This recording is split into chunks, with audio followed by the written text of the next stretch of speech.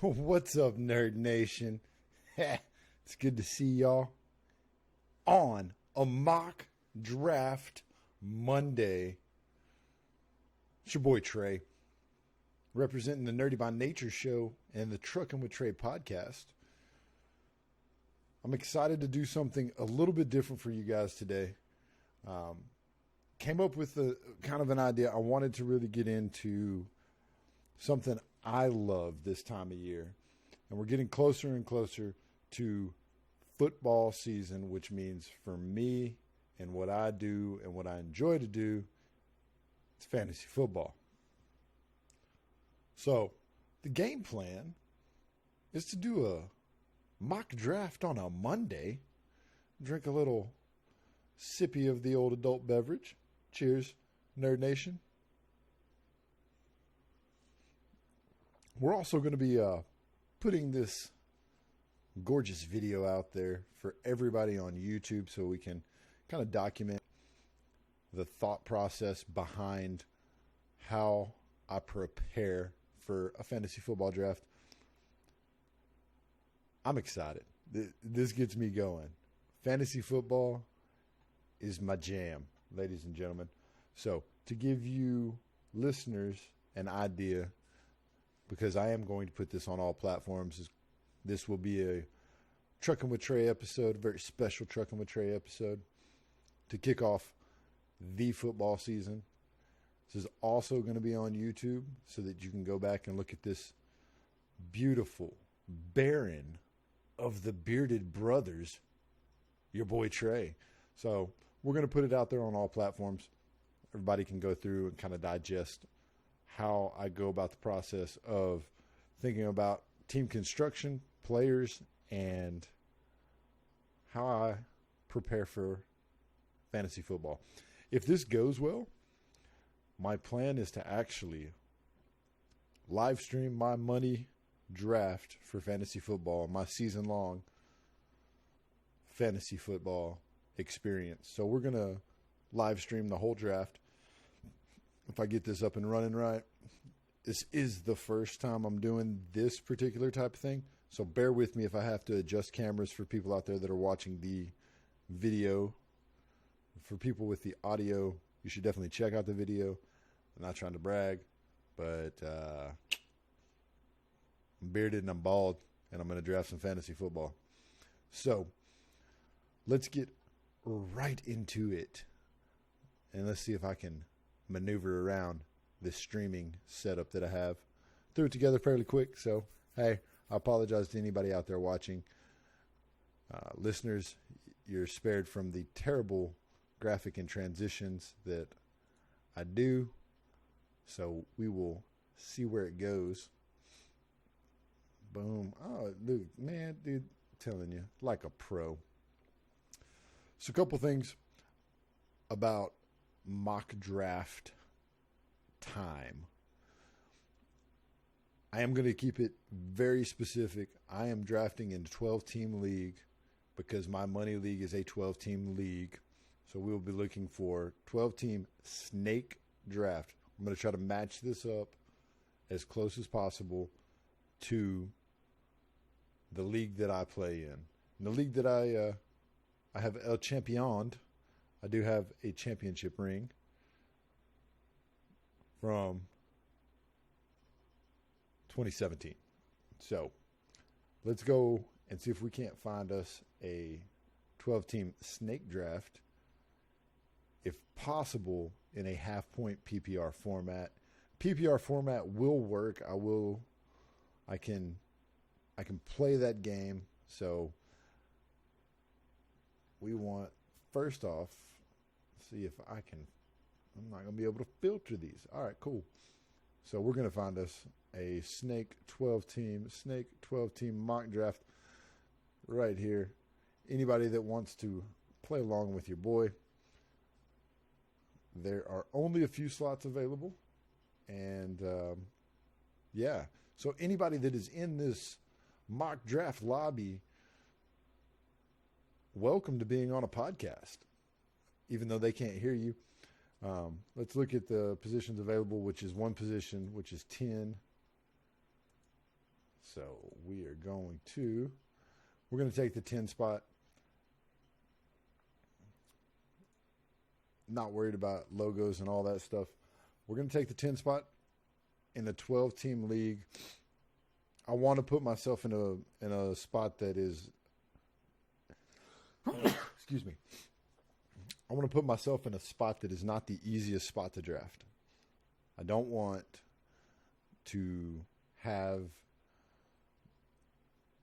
the choices of the 1, 2, 3, 4, and 5. I think those top 10 players pretty well set, barring injury in the preseason. So we've got about 8 minutes till this draft starts. So let's talk. Let's talk about the strategy that I'm going in with. So your boy Trey's definitely looking to draft best available in the first 4 to 5 rounds. So team composition matters when you are doing a fantasy football draft. I will say that first and foremost. Team composition matters. I do like to keep up with what's going on in the NFL. For that, you will see me look down quite a bit because I have notes on my phone of how I have ranked position players and where I think their best value is. So, we're going to draft from the 10 spot, which means we're guaranteed a top 10 player with a short turnaround coming back 4 draft picks later and picking up another player. We're going to continue to indulge ourselves in some adult beverages because everybody knows you draft better with adult beverages. It's delicious. I'm not sponsored by any of these companies that you might see flash up on the screen. But just to kind of put it out there, I have cheat sheets. I'll look at several different platforms for cheat sheets for how they're ranking players, how they're moving players up and down, and then I make my judgment call, a personal judgment call on those players. So I want to show something off. I think the green screen is going to kind of ruin the effect. Boom, look at that. That is a metallic Nerdy by Nature shirt, which can be purchased by messaging me on any of my social media platforms, selling these beautiful metallic Nerdy by Nature shirts for $20. I have them in shirts and tanks. If you're interested, please feel free to drop me a line. Be more than happy to get you fixed up.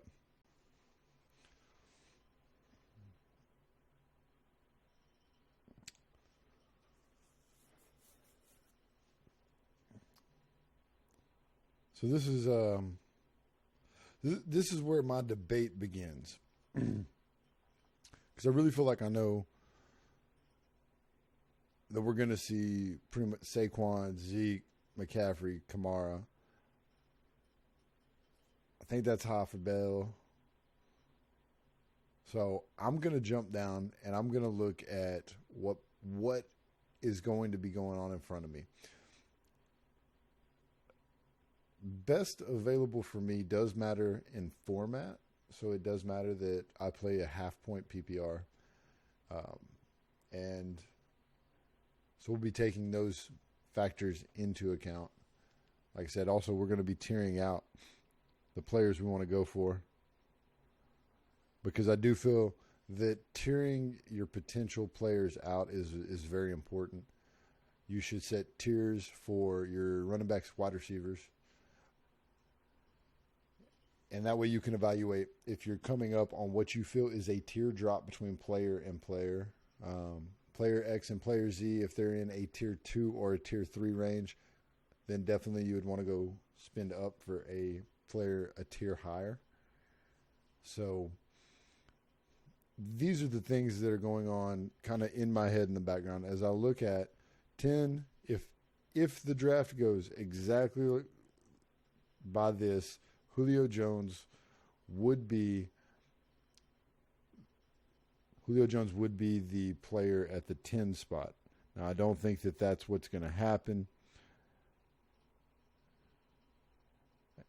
If it does, so it brings up the debate. We're looking Julio Jones, Michael Thomas, David Johnson, and yeah, let's see what happens in front of us first, because David Johnson falls into tier 2 to tier 3, right there on the cusp of being into tier 3, where Michael Thomas is a clear-cut tier 3, in my opinion. Julio Jones, right at the bottom of my tier 1 selection. So we will definitely see what falls to us. I only think that there's a handful of wide receivers.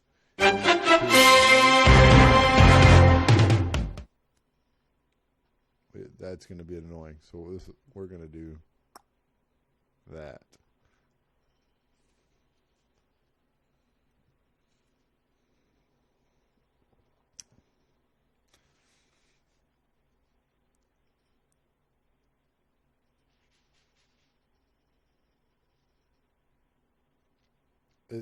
I don't necessarily think that this first pick should be taking this long, and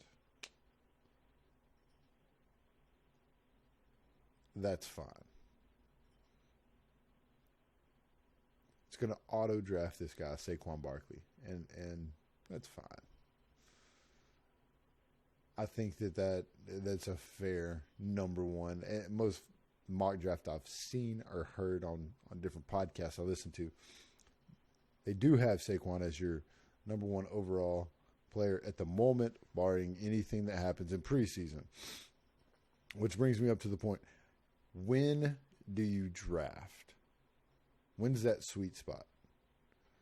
This is way too early, in my opinion, to draft, but you want to get your draft done prior to the first week of the season.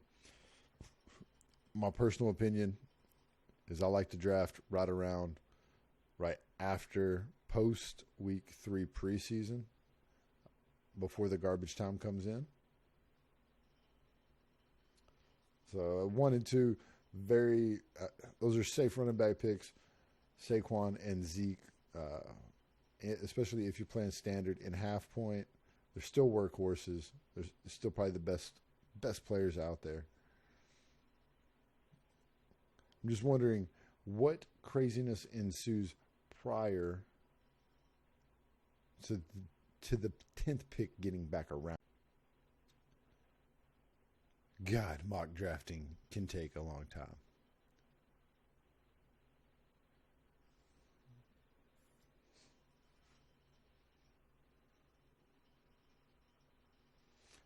And all I'm seeing in the chat is people leaving the draft. So hopefully once we get through these first and it goes into auto draft mode, we'll have more time to run through these picks and discuss what I feel is the best option out there.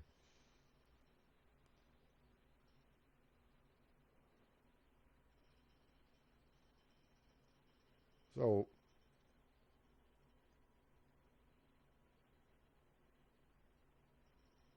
there goes your first skip.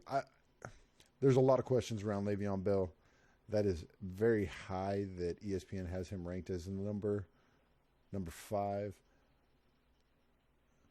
So that falls fairly in line with what I thought, though. There's our first wide receiver, who, and this, in my opinion, is the best fantasy wide receiver right now. First wide receiver off the board, DeAndre Hopkins. I do not argue with that. I do not think that's a bad draft.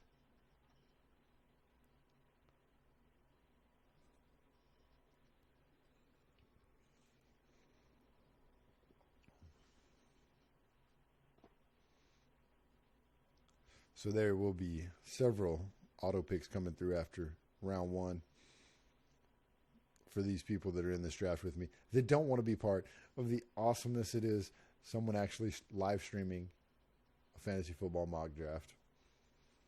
People leaving left and right. Good for them. So let's look at what we have right now, Devontae Adams, which was off the board as soon as I said that. We've got ESPN has Michael Thomas, Julio Jones, David Johnson, Todd Gurley, Travis Kelce. Michael Thomas, I think this is a high ranking for Michael Thomas. Julio Jones is probably the lowest tier 1 wide receiver that I have in my rankings. David Johnson is a very, very interesting person in this spot. And with auto draft happening, these players will be gone when they come back, anybody that is auto drafting. So we're going to be at the 15th pick when we come back, which is OBJ in Cleveland.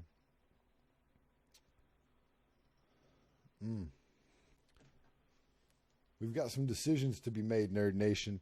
Decisions to be made. We're on the clock. Julio Jones is off the board. Michael Thomas,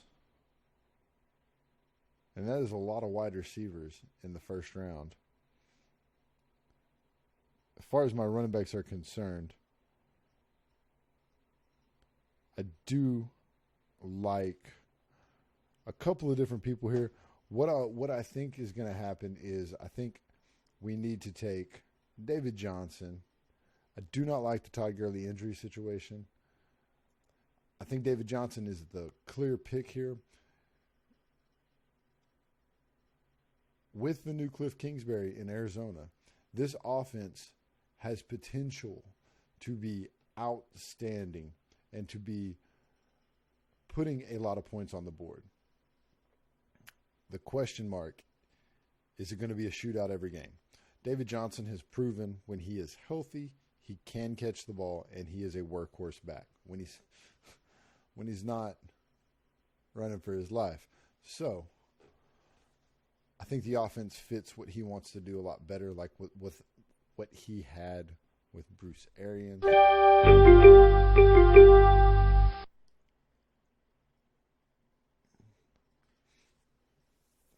So on the backside of the early second round, Todd Gurley, and the decision for me has to be Todd Gurley versus Antonio Brown.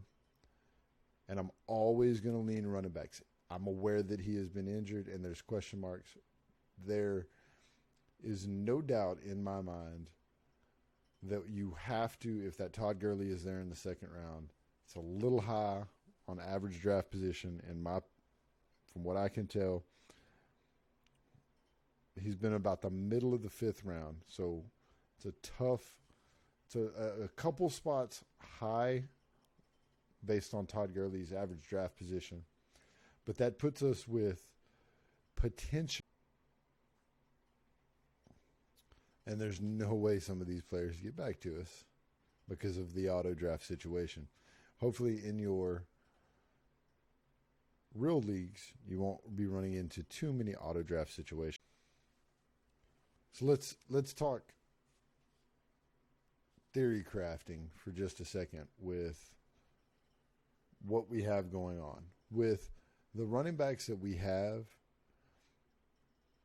I think we have to look wide receiver here in the 3rd and best available in the 4th. I'm always thinking of stacking as many skill positions as I can.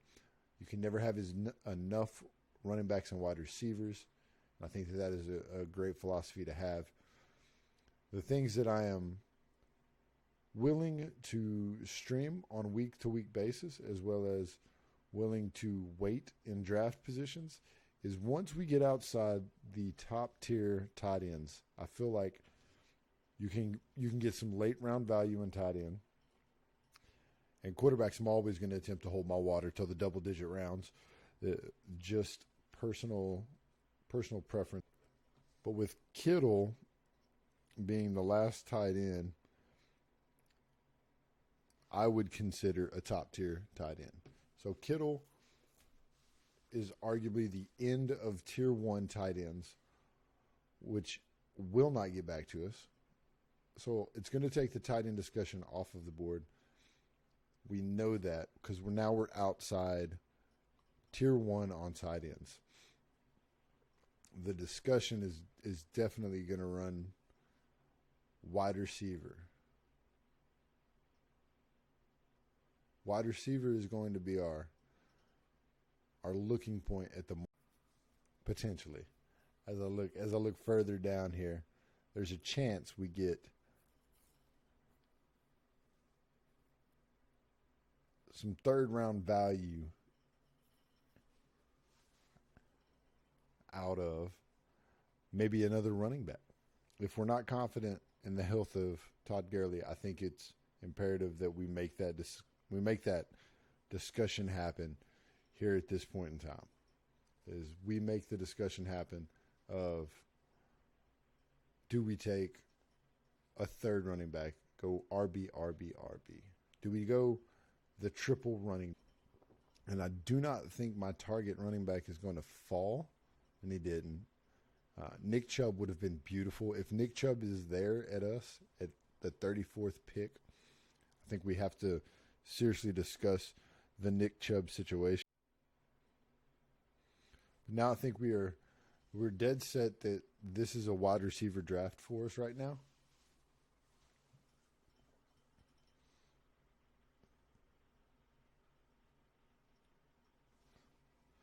And it's gonna come down to a couple of different things. So the decision of Brandon Cooks versus Stefon Diggs. Diggs and Cooks are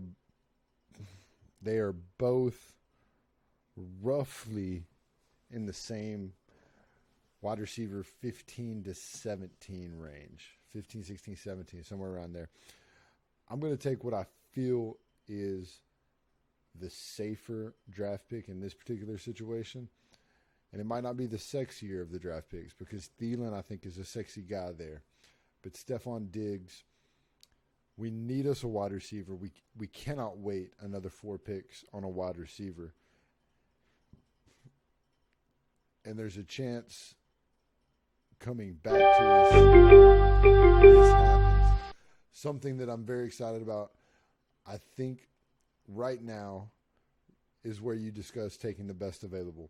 For me, Aaron Jones, hands down, meets the requirement of best available in the early 4th round and gives us some stability if we're concerned on the health of a Todd Gurley or the performance of a David Johnson under a new offensive head coach and OC. So I would be very happy there with that particular pick.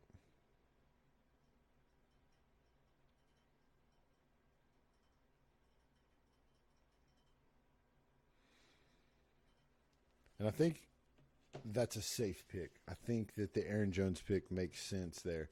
And again, drafting at the back of the first round, we go into the wait mode. So we know we have several picks coming back. We're going to have to make some quick, spur-of-the-moment decisions. But I like some later round wide receivers that have a chance to make some noise. And they have a chance. Everybody has a chance right now in football to make some noise and make some things happen. So let's continue on with our adventure in Draftland with all these auto picks ahead of us. 3, 4, 5, 6. Definitely 6 auto picks ahead of us. So I'm going to kind of browse through where I think some people that I'm interested in might be there when we get back, when we come back into our situation. This is where the tier break for me affects a player like an Evan Ingram. I definitely think that he falls outside of the top tier. He's probably the solid 3rd tier tight end for me. There's also a few other tight ends that I really like. But there's some juicy picks ahead of us. Some very juicy picks ahead of us as we get ready to come back to this. Get it. Because I want to know where he gets drafted.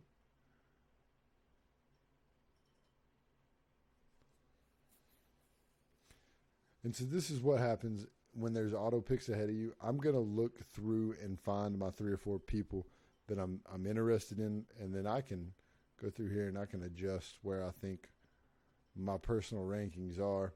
I can put them up a slot, down a slot, but I'll have a target group of people that are on my radar that help with the roster construction where we're at right now with 3 running backs and 1 wide receiver. I put an emphasis on wide receiver, but there is a particular wide receiver queued up that I think is poised for a very good year this year and a very high-powered offense, a very consistent offense. In all honesty, a very consistent offense. Now, what I'm running into now looking at this is when I start looking at my bye weeks with 3 running backs and 1 wide receiver and bye weeks coming into play. Granted, these are late season bye weeks. I get that a lot's going to happen between now and then. So it's not as big of an issue if it's an early season bye week. You definitely don't want 2 wide receivers, 2 running backs on bye at the same time.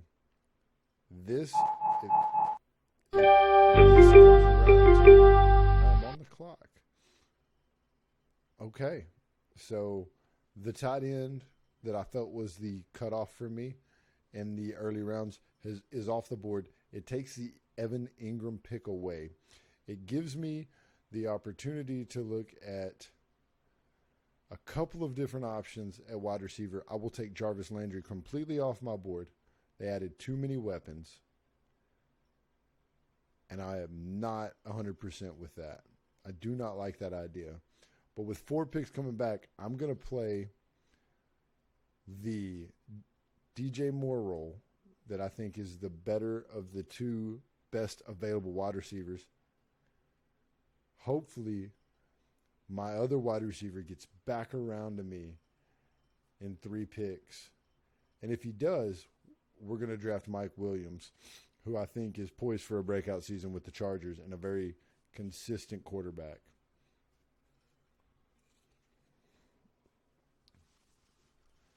One of the most consistent quarterbacks in the NFL, to be 100% honest with you. I'm a fan of the Bolo. I'm a fan of Phillip Rivers.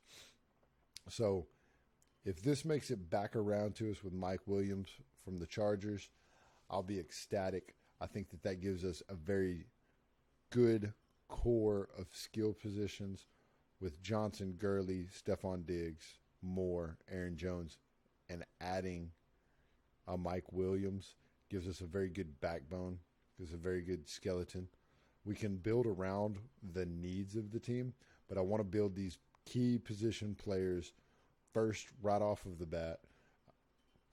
So it allows us to have more flexibility when it comes to the later rounds and taking flyers.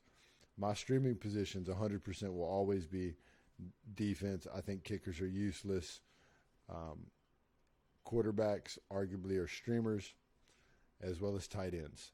So the positions that if I don't get that tier break, if I'm looking at an Evan Ingram like last round, and he is my tier break for my 3rd tier of tight ends, now I can wait.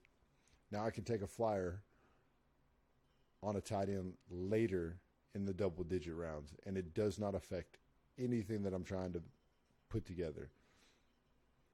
So we're still in a very good position to draft someone that I'm very high on in coming into this year. Again, I think the consistency in LA with the Chargers is amazing. And it's going to fall right back down to us. So there's no question in my mind. This is hands down, I think Mike Williams there. I like that pick. in the 6th round. I think that's a very solid pick when we're David Johnson, Todd Gurley, Stephon Diggs, Moore, Aaron Jones. Mike Williams actually is going to be the first person on our bench, and I think that I'm good living that life if this comes around to happen in my actual money league draft this year. I'm not going to be mad. Now we're back to drafting from the 10 spot. We're back to, the 20 picks ahead of us. A lot of the players that are going to be there due to the auto pick situation are not that are there on the board at the moment are not going to be there when it comes back around to us. So I'm going to wait and I'm going to see what happens in front. Again, I'm still looking skill position. I'm going into the 7th round. I'm still looking skill position. I think it's too early to think quarterback. Way too early to put weight on a tight end once we've dropped off that 3rd tier of tight end caliber. This is going to be upside skill position. These middle rounds are going to give us a lot of play based on what could happen once preseason kicks off with injuries, with everything that goes on with a contact sport. And we don't want to put ourselves in a position where we don't have solid skill positions to carry us. And there's an opportunity. My guy comes back around. And I think that ultimately is going to, if Christian Kirk, the high upside in an offense where the head coach is stating they're going to run 90 plays, to me, this is a no-brainer. If Christian Kirk makes it back to us, which absolutely. Christian Kirk is a very high upside guy in an offense that's poised to run a 90 play a game pace. There's going to be plenty of work to go around. You have Larry Fitzgerald, who is aging. And I love Larry to death, but he is an aging man. I think Christian Kirk is definitely poised to take another step forward this year, even after the end of his year and how the injury went down. We're back on the clock. And this is where we need to discuss. Man. I think that Rashad Penny is the smart pick here.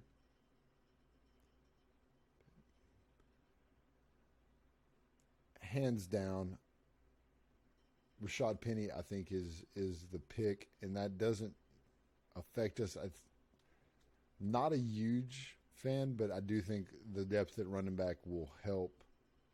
So with 4 running backs, 4 wide receivers, we go back into wait mode. I apologize that I wasn't prepared for a 4 draft pick turnaround there. So we'll do a little better job queuing up some potentials on this particular go-round.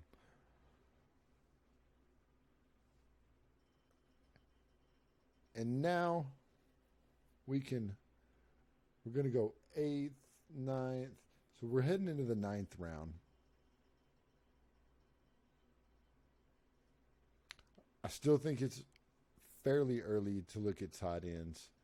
I really prefer to hold my water on a quarterback at this point in time. I don't like quarterbacks until I hit my double digits. There is a couple of people that are interesting on this potential list that gets back to us. And I think one of them is D-Jax. I like him coming back to Philly. I think Carson Wentz is poised for a very big year.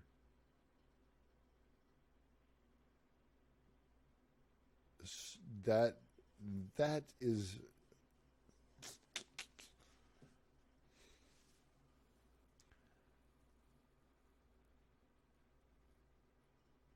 that's really the discussion we're going to be having is, do we look at tight end or do we look at best available in our honest opinion? So we're going to throw Greg Olsen in the queue for the potential that at the 111, at 111, Greg Olsen. So I'm going to look at my tier list on wide receivers. This is terrible to stack this many people from one team. But I really want to see where I have my breakdown for.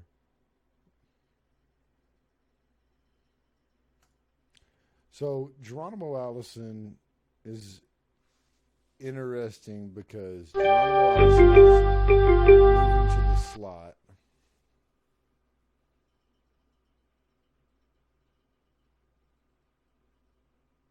We're going to have a run on quarterbacks in the next round.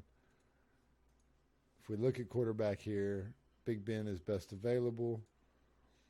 I'm still going to play up to the potential of offenses that have proven they score a lot.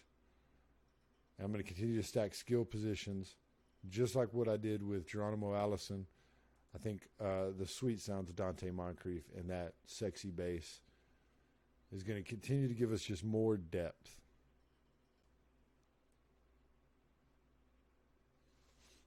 So I'm gonna roll the dice that Greg Olsen comes back around to us.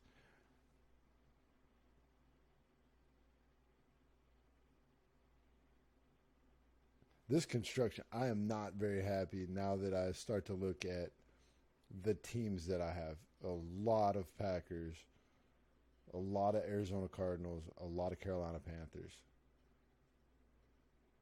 I think we need to diversify that. That puts a lot of weight on weeks 11 and 12 for our bye weeks. That doesn't give us a lot of options play-wise in weeks 11 and 12. Late bye weeks. I think Greg Olsen gets back to us. I think it's still early on a quarterback. And I think we definitely need to look at running back.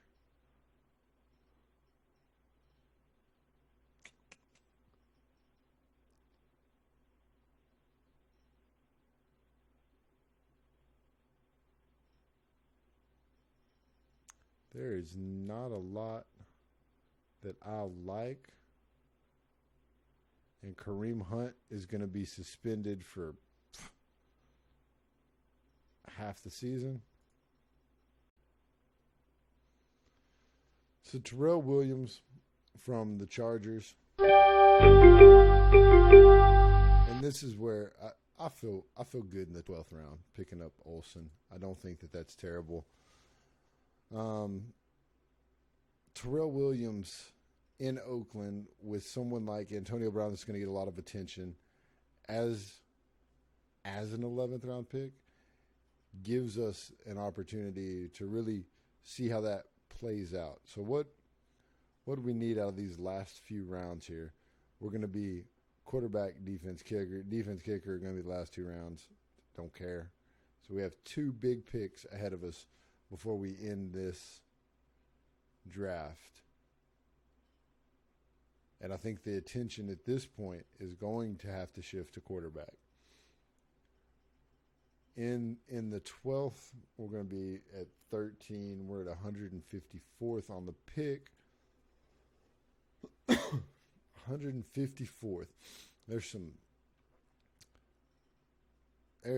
very good names still out there that produce.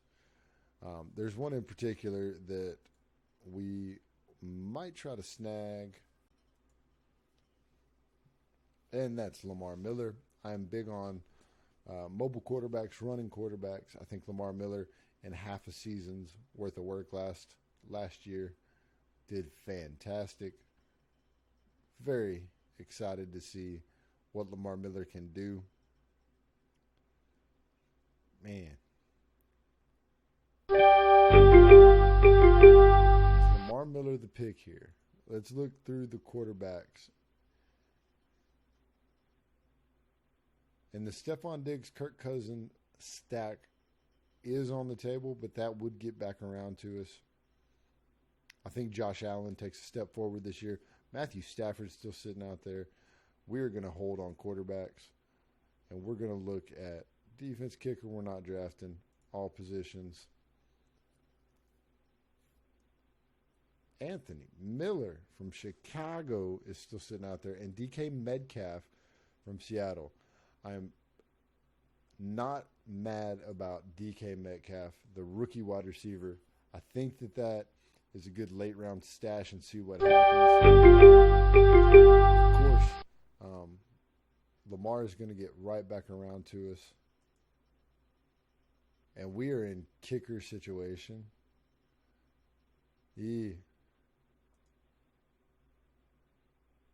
I think the pick's Lamar, hands down. Lamar is that pick right there, which leaves us having to round out the roster with the defense and a kicker, which I'm going to stream. Probably quarterback, defense, and kicker all season long. I'm okay with that. I'm okay with those options. We are deep on running backs. We are deep on wide receivers. We'll run through the list real quick. Quarterback, Lamar Jackson,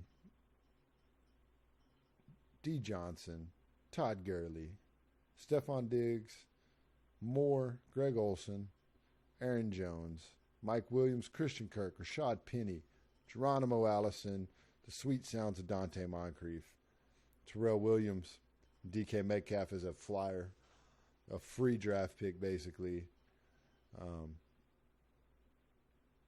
The bye week situation definitely. I think you run the table early on. You're going to run the table on. You're going to run the table on the teams. If you can produce from there, you're also going to have a lot of trade bait, and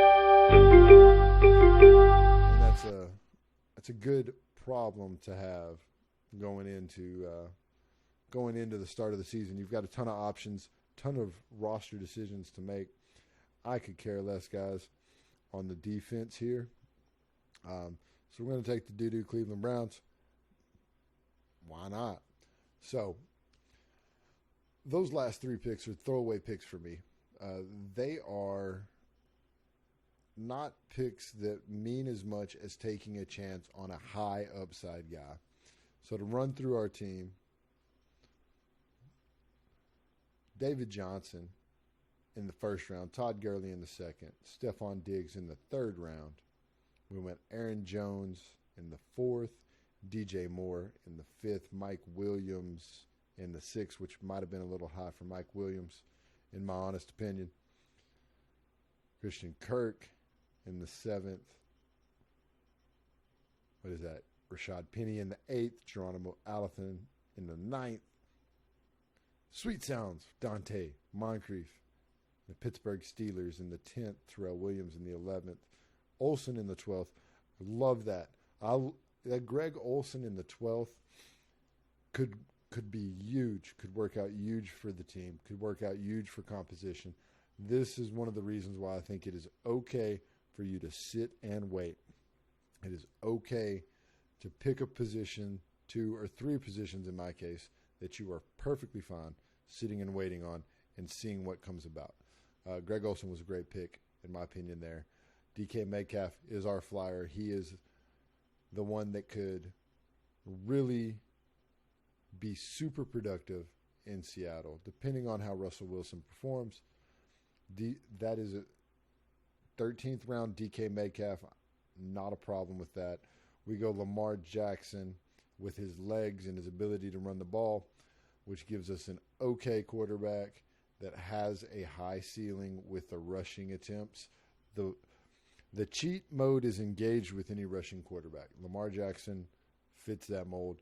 Of course, Matt Prater in Detroit kicks in a dome the majority of the season. And the Cleveland Browns is our defense.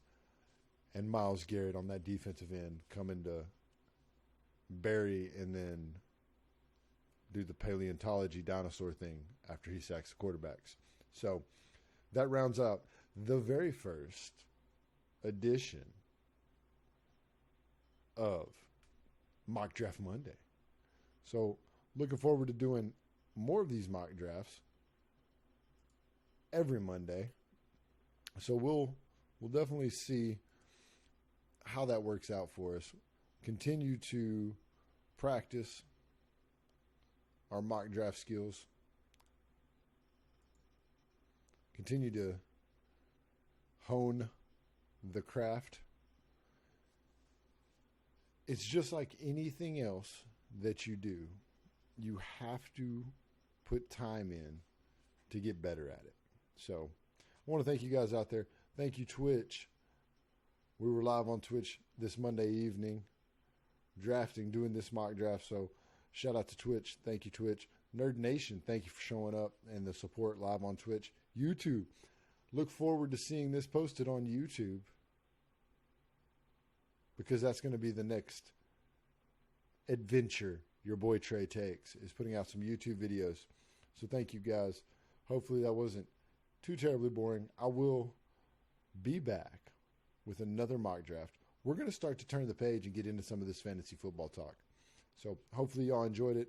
Hopefully the video content will come out great and y'all will enjoy that too. As always, continue to support what I produce. Thank you for that. I love you guys in Nerd Nation. Y'all really have done nothing but support me in my adventures.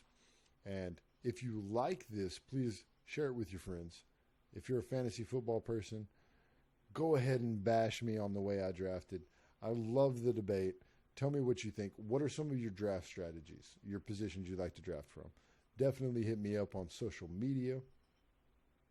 I'll be looking forward to interacting with you guys in Nerd Nation. Anytime you send me a comment, anytime you have a question, feel free to message your boy. And as always, stay nerdy, my friends.